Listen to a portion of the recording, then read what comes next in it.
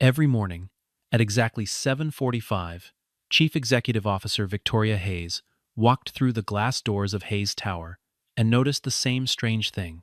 Marcus Johnson, the quiet facilities manager that everyone in the building respected, never looked her in the eyes. He greeted the security guards with a warm nod and an easy smile that made even the gruffest of them soften. He laughed with the cleaning staff in the early hours before most executives had even left their homes.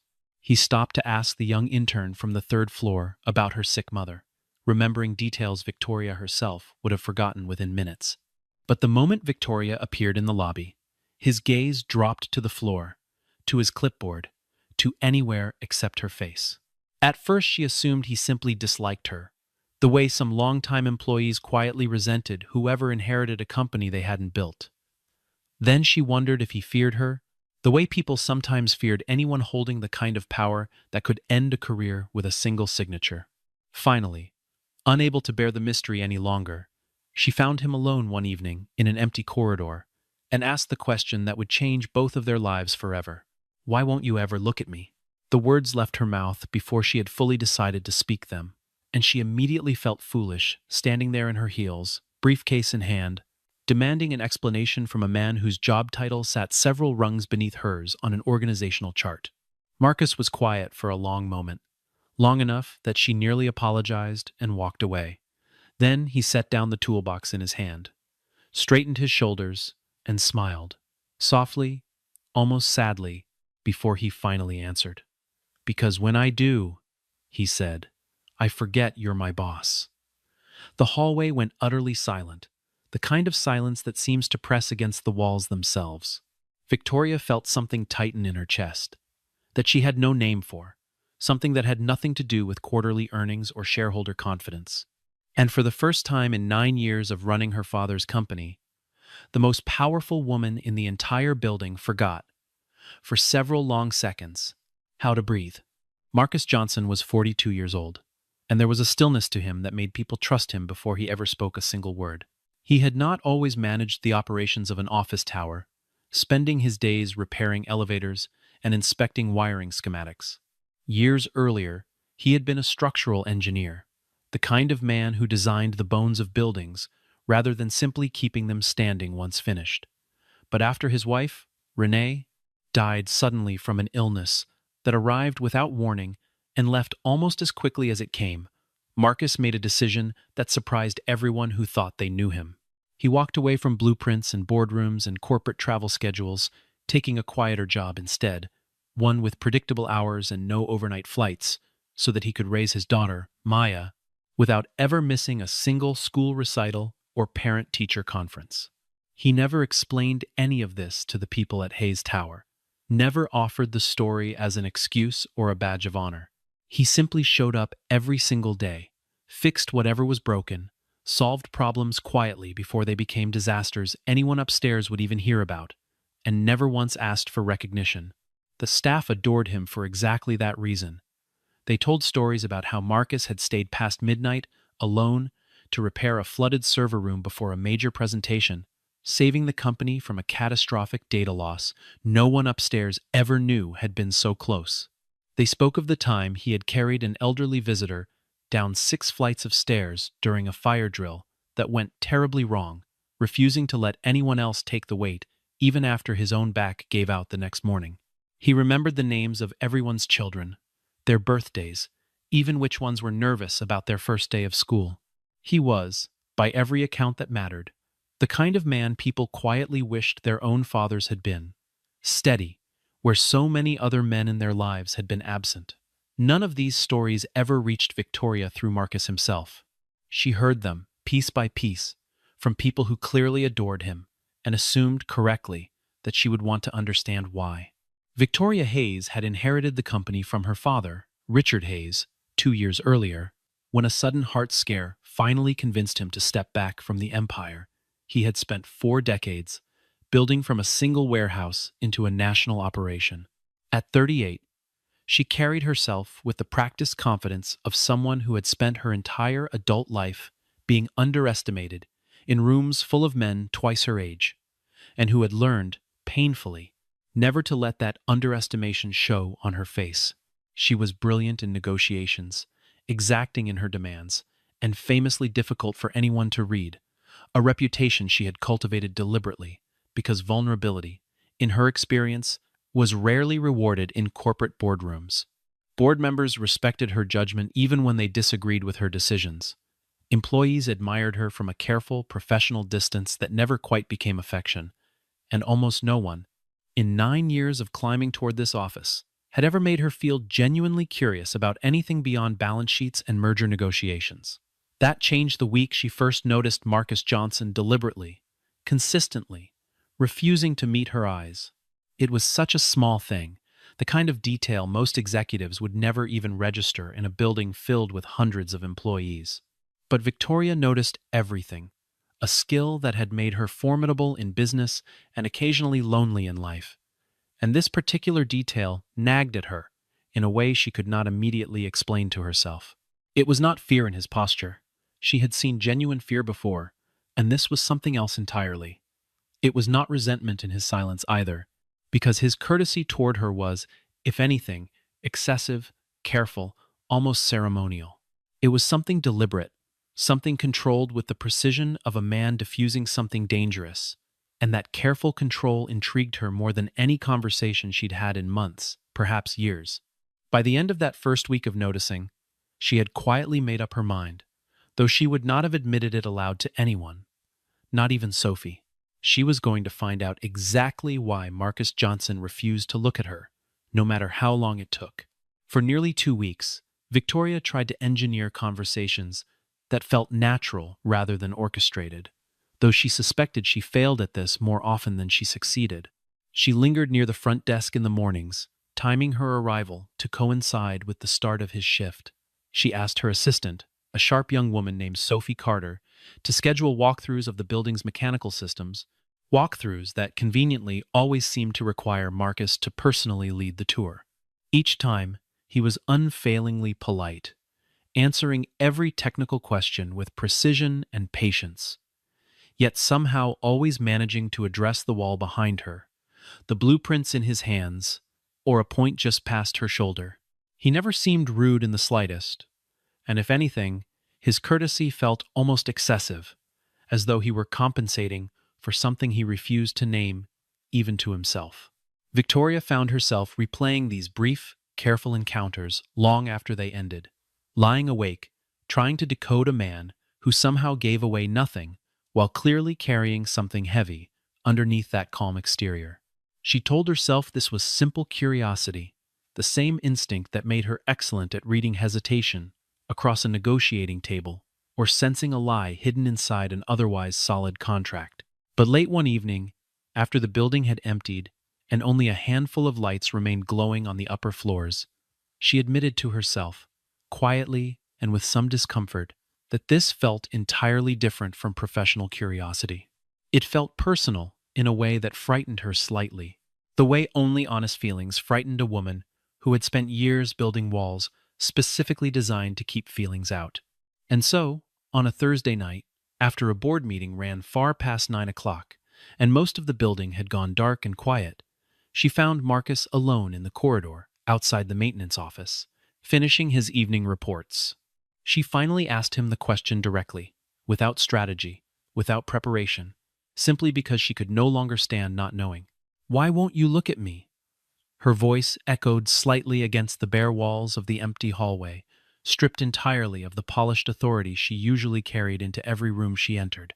Marcus set down the toolbox in his hand and turned to face her fully, perhaps for the very first time since she had taken over the company 2 years earlier. For a moment he said nothing at all, and the silence stretched long enough that Victoria wondered, with a small flicker of panic, if she had finally overstepped some invisible line that could not be uncrossed. Then he exhaled, slow and deliberate, the way a man exhales before admitting something he has carried alone for far too long without ever setting it down. "Because when I do," he said quietly, his voice steady despite the weight of what he was finally saying aloud, "I forget you're my boss." He held her gaze for exactly 3 seconds, long enough for her to see something raw and unguarded flicker behind his usual composure. And then he looked away again, almost deliberately, almost as if to prove his own point about how dangerous this honesty truly was for him. Victoria stood frozen in that hallway for several seconds, unable to determine whether she had just witnessed a quiet confession or a careful warning meant to keep her at a safe distance. She walked to her car that night, without remembering a single step of the elevator ride down, her mind looping back to those 8 words over and over, searching them for an edge she could understand, and somehow failing every time. She lay awake long past midnight, in her quiet apartment overlooking the city, turning his answer over like a stone in her palm, examining it from every angle. By morning, she had not solved the mystery, but she had decided something far more important. Whatever Marcus Johnson was protecting himself from, she intended to understand it fully, even if that understanding required her to step far outside the comfortable boundaries of CEO and employee that had defined every other relationship in her professional life. In the days that followed, Victoria began asking quiet questions, not out of suspicion, but out of a genuine need to understand the man whose single sentence had unsettled her so completely. She spoke with the building's longtime receptionist, a warm, older woman named Patricia, who had worked the front desk for nearly 2 decades and remembered everyone who had ever passed through those doors. Patricia told her that Marcus had never once used his position or his quiet popularity to curry favor with anyone above him in the company hierarchy. He had been offered promotions to corporate operations on 2 separate occasions and had declined both times, citing his daughter's school schedule as the reason, though Patricia suspected, with the wisdom of someone who had watched countless employees over the years, that there was more beneath the surface than scheduling concerns. Other employees shared smaller stories with Victoria over the following days, the kind of quiet generosities that never made it into formal performance reviews or year-end bonuses. He had quietly covered a junior technician's car repair bill, so the young man wouldn't lose his job over a single missed shift caused by his broken-down vehicle. He had spent an entire unpaid weekend fixing the heating system in an elderly tenant's apartment after the building's contracted vendor failed to show up twice, refusing any payment when the grateful woman tried to offer it. He never spoke of these things himself, never once mentioned them in passing, and everyone else seemed to speak of them almost reverently, as though Marcus were a secret they were quietly proud to keep among themselves. Victoria began to understand, piece by piece, that his refusal to look at her was not weakness, and it was certainly not disrespect. It was restraint, the deliberate, hard-earned restraint of a man who had built his entire character around never taking more than what was rightfully his to take. The more Victoria learned about him, the more she found herself wanting, quite simply, to be near him, even when there was no professional reason requiring her presence in the basement level where the mechanical systems hummed quietly day and night. It did not take long for people throughout the building to notice this shift in her habits. The CEO, who had once confined herself strictly to the executive floor, surfacing only for board meetings and client lunches, began appearing in the lower levels with increasing frequency, citing inspections, audits, and budget reviews that, oddly enough, always seemed to require Marcus Johnson's direct involvement and personal expertise. Office gossip moves faster than any official memo ever could, and within a single month, hushed conversations filled break rooms and elevator rides across every floor of Hayes Tower. Most employees found the rumors charming, even hopeful, quietly rooting for the idea that their reserved, well-liked CEO and the most respected man in the building might share something genuine and real beneath all the formality. But not everyone in the building saw the situation with such generosity of spirit.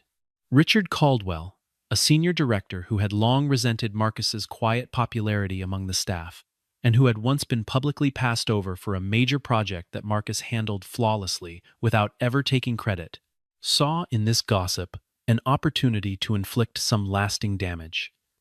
He began suggesting, carefully and never quite directly enough to be confronted, that Marcus was somehow manipulating his way closer to leadership, exploiting whatever personal influence he could claim over the new CEO to secure favors and advancement he hadn't honestly earned. The insinuation spread faster through the company than either Victoria or Marcus initially realized, twisting a man's quiet integrity into something ugly and calculated in the mouths of people who had never once bothered to actually know him. Caldwell was careful never to say these things to Victoria's face, knowing full well how she would respond. But he made certain the rumors traveled through every department that mattered to him. Marcus heard the whispers eventually, the way everyone in any building always does, no matter how carefully a rumor is supposedly contained to break rooms and side conversations. He said nothing in his own defense, because defending himself publicly would have required acknowledging feelings he had spent weeks trying desperately to bury beneath professional courtesy and careful distance. Instead, he made a decision that quietly broke his own heart, requesting an immediate transfer to the overnight maintenance shift, citing scheduling flexibility for his daughter as the official reason on the paperwork Sophie processed without question. It was, in truth, the precise opposite of flexible for his actual life. Overnight hours meant missing Maya's breakfasts entirely, and her evening homework sessions, the very routines he had reorganized his whole existence around protecting after Renee passed away. But he could not bear the thought of his presence in the building becoming a liability or a scandal for a woman who had done absolutely nothing wrong except notice him and ask an honest question. He told no one the real reason behind the sudden shift change, not even his closest friend, a fellow engineer named Daniel Reyes, who had known him since their university days and usually saw through every excuse Marcus tried to offer. When Victoria arrived the following Monday morning, expecting as usual to find Marcus running his routine morning inspections near the front entrance, she found only an unfamiliar night shift report sitting on the front desk and an empty office that smelled faintly of dust and an absence she felt more acutely than she expected. She asked Sophie to check the official scheduling system immediately, and when the answer finally came back confirming the transfer, something tightened in her chest in a way that felt entirely unprofessional and entirely undeniable at the same time. She sat at her desk for several long minutes, afterward, staring at nothing in particular, before forcing herself back into the rhythm of her morning meetings. Victoria told herself repeatedly throughout that long and distracted day that this reaction was excessive, even faintly ridiculous, for the simple schedule change of an employee she had technically known for barely 2 months.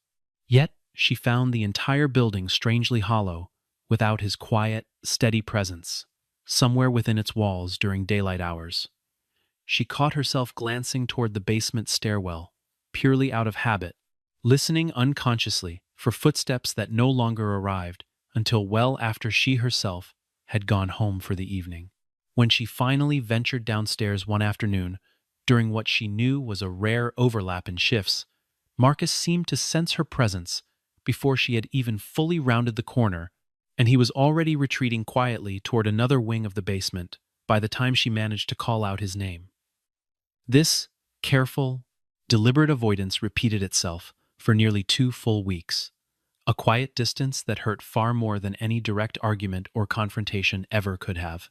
One evening, exhausted after a particularly demanding overnight shift, and uncharacteristically vulnerable in the way exhaustion sometimes makes a person, Marcus finally confided in Daniel over a quiet beer at a bar near his apartment, admitting aloud what he had refused to say anywhere near the walls of Hayes Tower. "I like her," he said simply, staring at the condensation, slowly sliding down his glass, rather than meeting his friend's eyes. "But I won't be the reason people whisper about her integrity or question whether she earned her own success. I've seen what gossip does to a woman's career, even when there's nothing improper happening at all.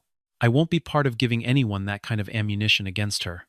Daniel said nothing for a long moment, turning his own glass slowly on the worn wooden bar before finally asking the only question that truly mattered between them.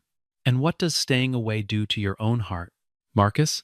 Have you even let yourself ask that question honestly?" Marcus didn't answer immediately, and when he finally did speak again, it was only to change the subject entirely, which told Daniel everything he needed to know.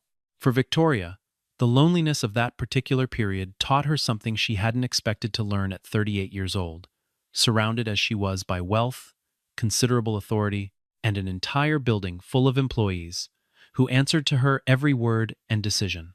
She realized, with a kind of quiet astonishment that caught her off guard one evening, while sitting alone in her office long after everyone else had gone home, that she had spent nearly a decade mistaking constant company for genuine connection. The absence of one careful, soft-spoken man had somehow revealed just how isolated she truly was. Beneath all that polish and professional success she had worked so hard to build, she thought, unexpectedly, of her father, who had built this entire company from absolutely nothing decades earlier, and had once told her, half joking over dinner, that the loneliest people in any room were usually the ones standing closest to its head. She had laughed at the time, assuming he was simply being dramatic in the way fathers sometimes were when offering unsolicited wisdom. She wasn't laughing about it now, sitting alone in the quiet glow of her desk lamp. Sitting there that night, she made a decision that felt both terrifying and entirely inevitable at the same time, the kind of decision that arrives only after weeks of quiet, accumulating certainty. She would no longer wait passively for proximity to happen by accident, hoping that chance encounters in basement corridors might somehow resolve themselves into something meaningful. If there was a wall standing between them, built carefully out of titles, hierarchy, and a justified fear of public scandal, then she would be the one to walk through that wall first, regardless of what it ultimately cost her standing among the board members, the inevitable gossip that would follow, or her own carefully constructed image of total control and emotional distance. She did not yet know exactly how she would do this, but she knew, with unusual clarity for someone who usually planned everything meticulously in advance, that she would find a way. The opportunity to prove that quiet resolve arrived sooner than she expected, and in nearly the worst possible circumstances imaginable for a woman trying to protect a man's reputation rather than expose it further. 3 days before Hayes Corporation was scheduled to sign a multi-billion-dollar partnership agreement with an international logistics firm, the building's entire climate control and security system failed without warning, mere hours before executives from 4 different countries were set to arrive for the formal signing ceremony. Panic spread rapidly through the upper floors as event coordinators scrambled in every direction, and Victoria's phone rang without pause, each successive call carrying more frantic urgency than the last. It was Marcus. Despite his official overnight reassignment that should have placed him nowhere near this particular crisis, who arrived first at the building, calm in a way that immediately steadied everyone scrambling frantically around him simply through the quiet certainty of his presence. He worked for 11 consecutive hours without rest, coordinating a skeleton crew of exhausted technicians, rerouting backup generators that hadn't been tested in years, and personally rewiring a critical control panel that absolutely no one else in the building understood well enough to safely repair under that kind of pressure. By the time the first international delegate arrived through the front doors, the building was perfectly cool, the lights burned steady and bright, and not a single guest among them ever learned how close the entire event had truly come to complete and humiliating collapse. The signing ceremony proceeded flawlessly from start to finish, and within 48 hours, business headlines across multiple publications praised Victoria Hayes specifically for steering her company through what reporters were already calling a seamless, sophisticated, and impressively executed negotiation. Victoria read every single article with a growing unease that no amount of champagne toasts or congratulatory phone calls from board members could possibly dissolve, because she knew, far better than any reporter, exactly whose steady hands had truly saved the deal that day, and it was certainly not her own. When the board convened the following week, specifically to discuss bonuses and formal recognition for the successful signing ceremony, Victoria made absolutely certain that Marcus Johnson's name was placed at the very top of the list, proposing both a substantial financial reward and a formal promotion to Senior Operations Director, with full backing of her authority. To her genuine surprise, and to the visible, sputtering frustration of several board members present in that room, Marcus declined both offers, quietly and firmly, through a brief written statement delivered by Sophie, rather than presented in person. He cited a sincere preference to remain in his current role, where he felt he could continue doing the most direct and immediate good for the people he worked alongside every single day, and he respectfully requested that any formal recognition be redirected, instead, toward the exhausted overnight crew who had stayed beside him without a single word of complaint throughout that entire grueling night. Richard Caldwell scoffed openly during the meeting, loudly calling it either calculated false modesty or a deliberate move designed to seem irreplaceable to the company. But Victoria understood something the others in that room clearly did not yet grasp. A man who refused both significant money and considerable power, not once, but twice, in a matter of weeks, was not playing some elaborate game for attention or leverage. He was simply telling the truth about exactly who he was, and she intended to discover why that particular truth ran so deep within him. She found him 2 days later, finally cornering him in the same quiet basement hallway with a directness she no longer felt the need to apologize for, and asked him plainly why. He kept refusing every single opportunity offered to him, professional or otherwise, no matter how generous or well-deserved. Marcus studied her face for a long, searching moment, as if carefully deciding whether she had genuinely earned an honest answer this time, and then, for the very first time since they had met, he told her the complete truth, without softening a single word of it. 5 years earlier, his wife Renee had died after a brief and brutal illness that arrived without any warning at all, leaving him to raise their young daughter entirely alone, while grief threatened to consume every part of his identity that wasn't strictly necessary for basic survival. In the painful aftermath of that loss, he had deliberately taught himself to separate feeling from function, because allowing himself to feel too much, even once, had nearly destroyed him completely during those first terrible months. Ambition, recognition, even simple attraction, he continued quietly, his voice steady despite the weight of every word.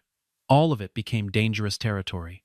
I learned to avoid completely, the way a recovering addict avoids walking past a bar he used to frequent every night. He paused, glancing briefly at the worn floor before forcing himself to meet her eyes again, refusing to look away this time, despite everything that honesty cost him. And then you walked into this building 2 years ago, he said. And for the first time in 5 long years, I felt something I genuinely couldn't control, something I hadn't given myself permission to feel since the day Renee died. That terrified me far more than grief itself ever had. He admitted, finally and completely, that avoiding her eyes had never once been about disrespect or fear of her position above him in the company. It had simply been the only defense he had against feelings he sincerely believed he had no right to hold toward his own employer, his own boss, the woman who could end his livelihood with a single signature on a piece of paper. Victoria listened in complete silence throughout his entire explanation, and when he finally finished speaking, she found that her eyes had filled with tears. She made absolutely no attempt to hide or wipe away in front of him. That night, something between them shifted permanently and irreversibly, though neither of them said so explicitly out loud in that quiet hallway.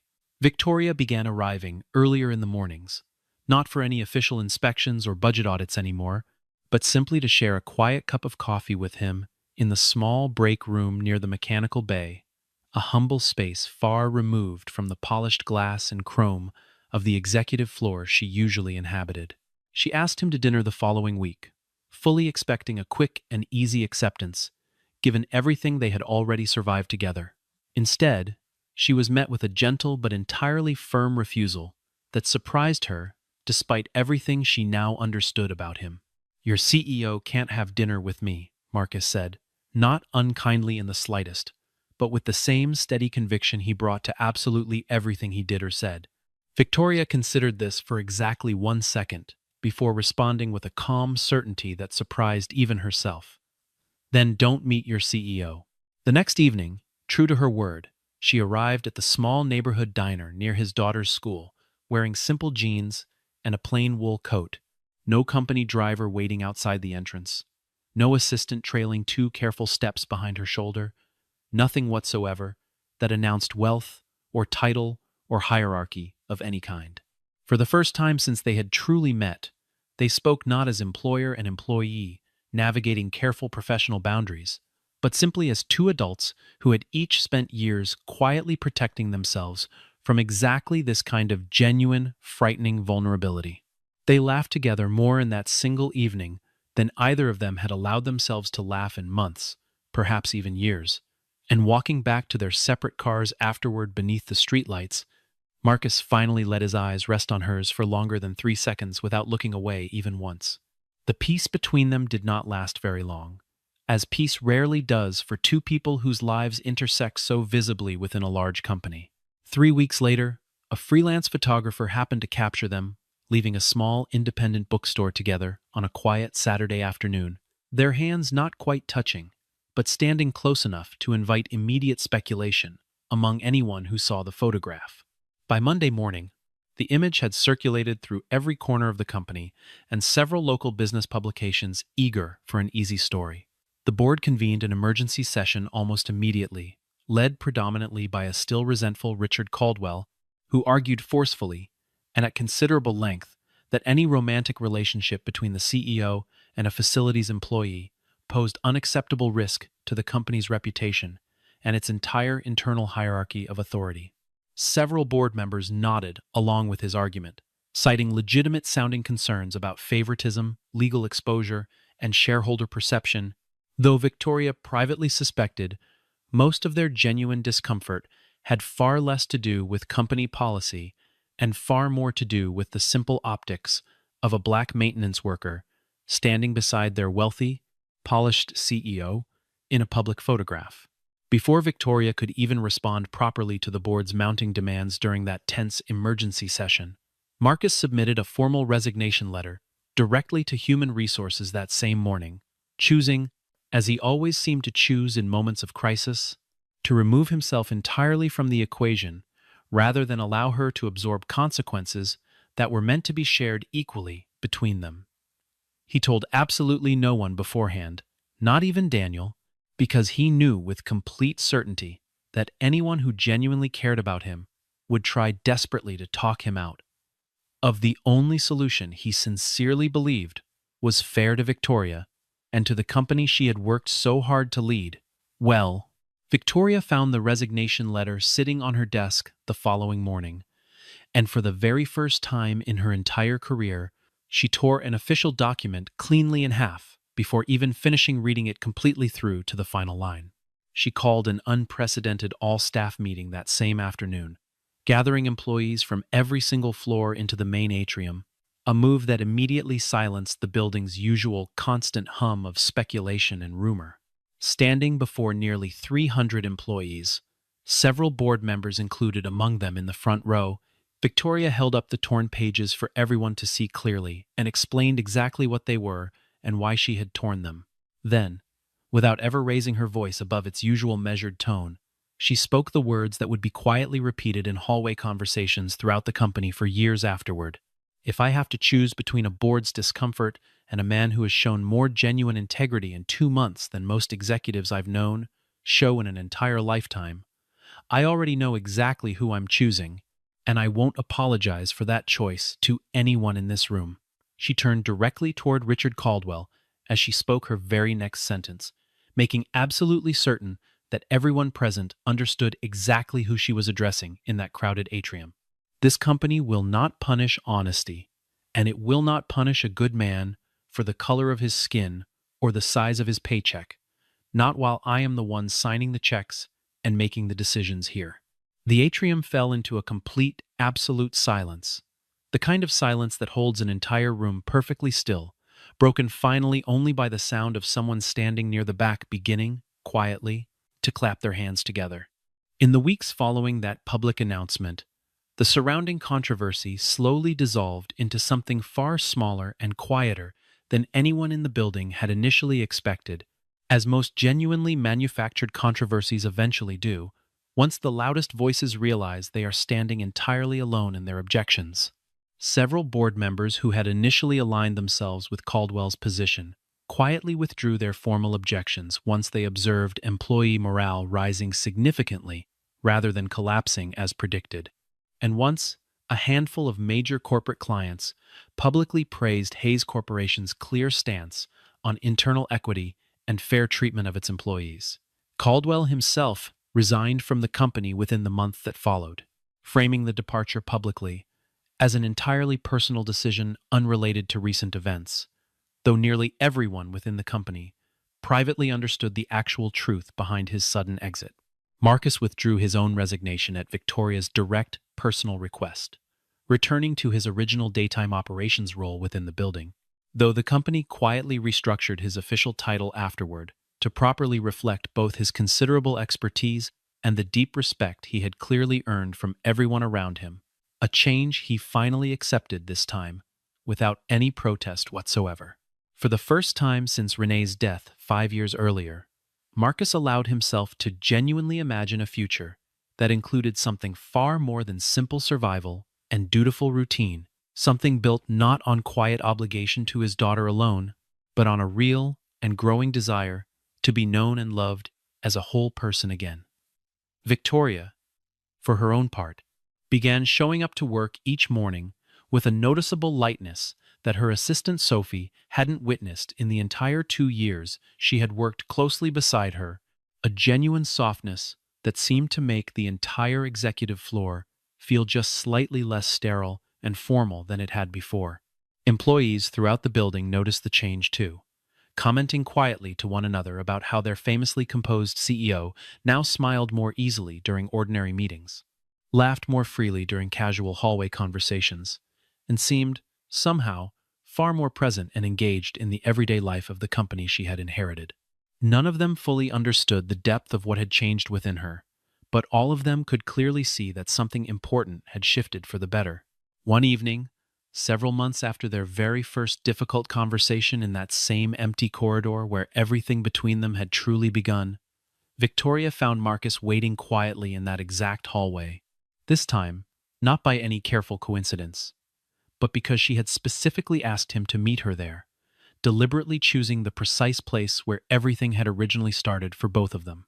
The building was peacefully quiet around them, the same way it had been on that very first night, with only a handful of distant lights humming softly somewhere above on the upper floors. She stood across from him in the dim corridor and asked, gently this time, the very same question she had asked once before, months earlier, though now her voice carried genuine curiosity, rather than confusion or distress. "Now," she said softly, "what do you see when you finally look at me?" Marcus didn't hesitate even for a moment this time, didn't glance toward the wall or the floor, or anywhere else in the hallway to avoid her steady gaze. He looked directly and fully into her eyes, steady and completely unguarded for the very first time, and answered her with the simple sentence he had carried silently inside himself for far too many months. "The woman I was afraid to love." Victoria reached out slowly and took his hand in hers, feeling the small, nervous tremor in his fingers gradually settle the moment their palms finally met and held together. She answered him then, with the same quiet, unwavering certainty he had once used, months earlier in this very corridor, to change both of their lives forever. "Then don't be afraid anymore." Maya, who was 11 years old and far more perceptive than most adults gave her credit for, had noticed the change in her father long before he ever found the courage to mention Victoria's name at the dinner table.